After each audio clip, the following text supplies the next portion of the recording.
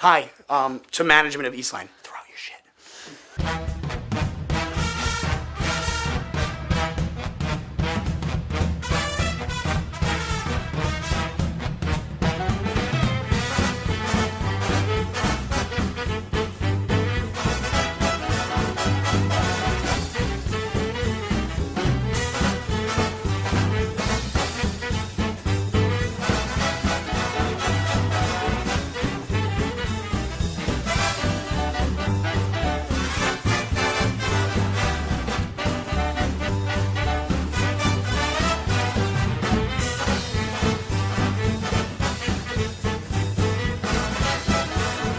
I don't want any of the four of them thinking, oh, well, we sat around in our cigars and brandy and we came up with this vision we wanted now. The whole thing was founded by text message in this lobby before it was a lobby.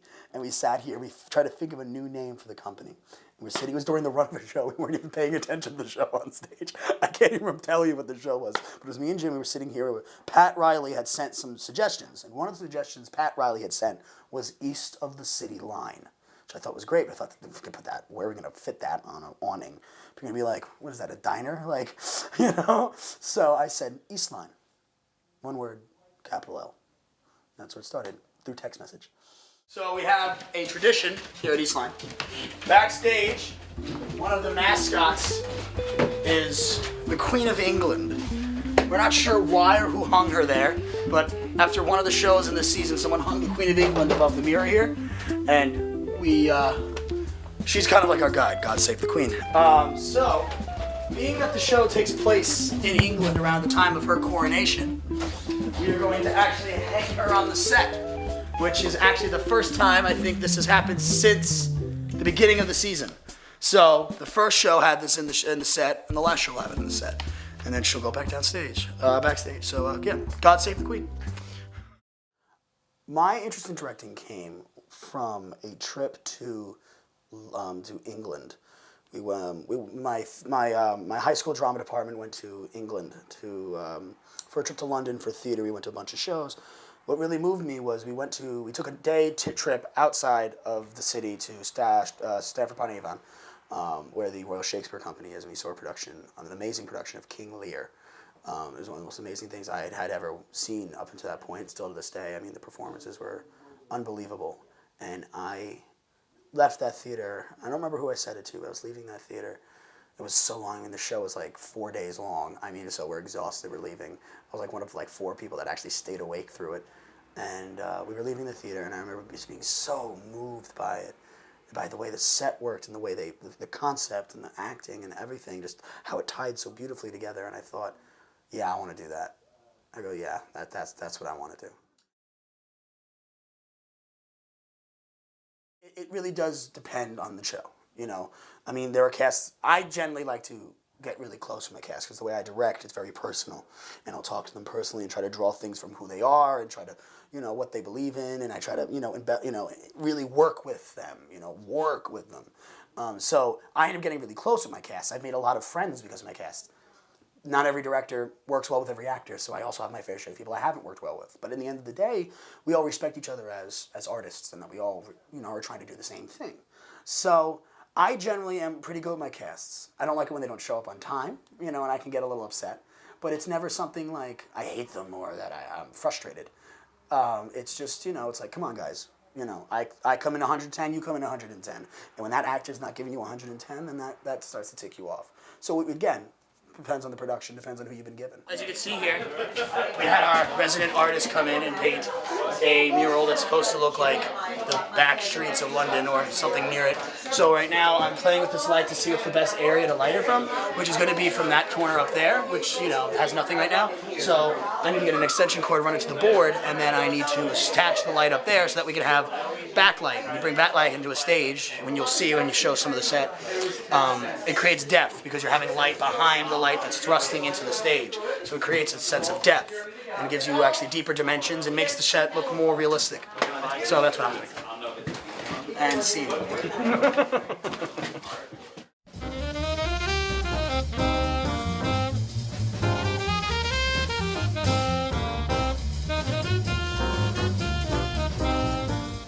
I am responsible for the day-to-day running of the shows themselves. So I am at every rehearsal, marking down blocking, making prop lists, making sure that actors are in attendance, and sending general notes to the actors after performances.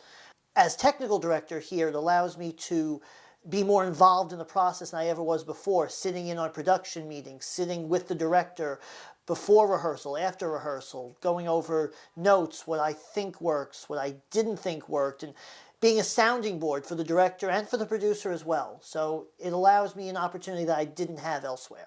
We are working on the preset for Act 2 because the show transitions in years and moves ahead in time, so the apartment has to change and things of that nature.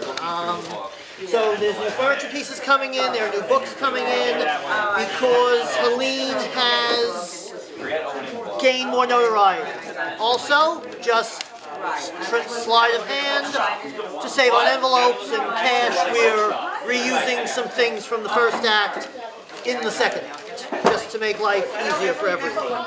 Working with the directors here at Eastline is a privilege. Honestly, it is some of the best work I've ever been able to be a part of. There are people who are passionate about what they do, who take on challenging shows with large casts and with messages that is unparalleled on Long Island. And to be in the room where all of that creativity is happening and watching a director jump up as he gets an idea and watch a show come together from the first rehearsal to the final dress, it's indescribable to the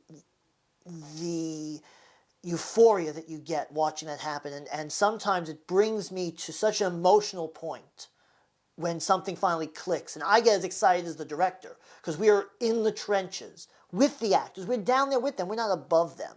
We're with them fighting to get the shows to look as good as we know they can be.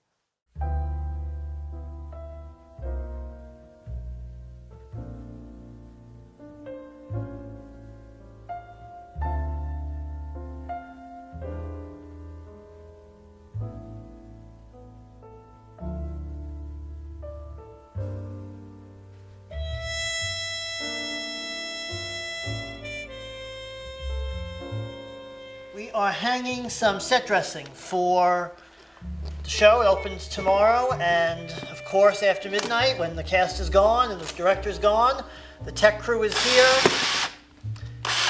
hitting the final nails in the set. Literally.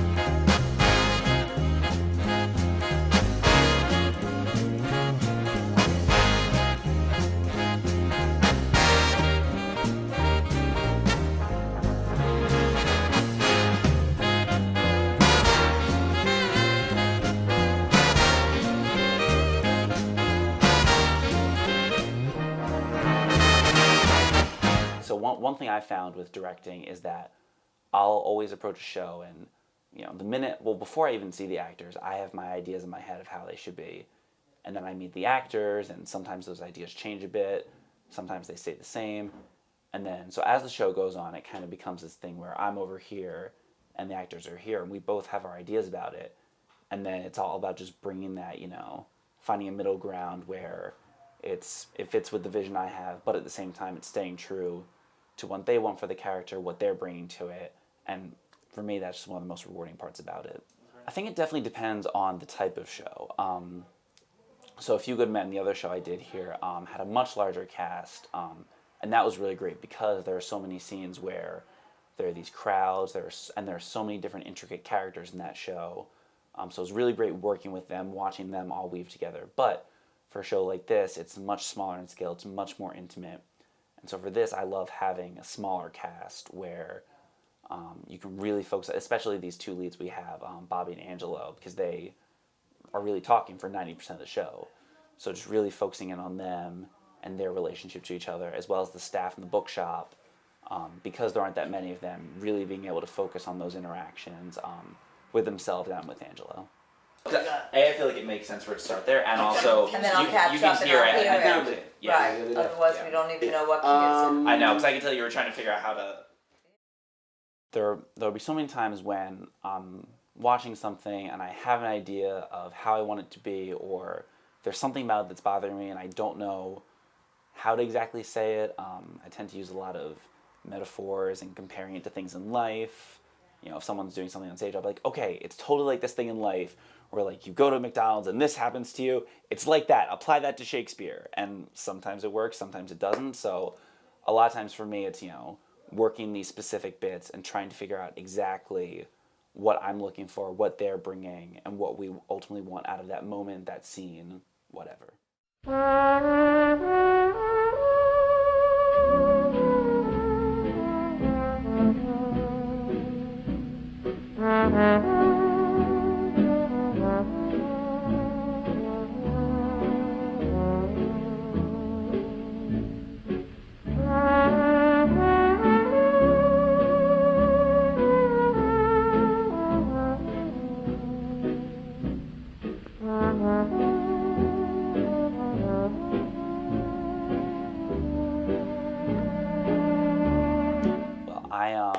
So actually 2 years ago, I was at a Barnes & Noble for a book signing for Act 1, which was Moss Hart's memoir, and they were doing a production of that at Lincoln Center, and Tony Shalhoub was in that, and so he was at the book signing, and when I went to get my book signed, I was talking to him and a few of the other actors. Actually, I was talking to a different actor. He was just sitting right next to the actor, and I say to the actor, you know, yeah, I love theater, I want to act, I want to direct. He stops his conversation what he's doing, looks up at me, looks right in my eyes, and just says, perseverance. And that was it. And then he went back right back to what he was doing. But so I think I've definitely grown as an actor, as a director since I've started. I'm very proud of the work I do always. I try to always put, you know, everything I have into it.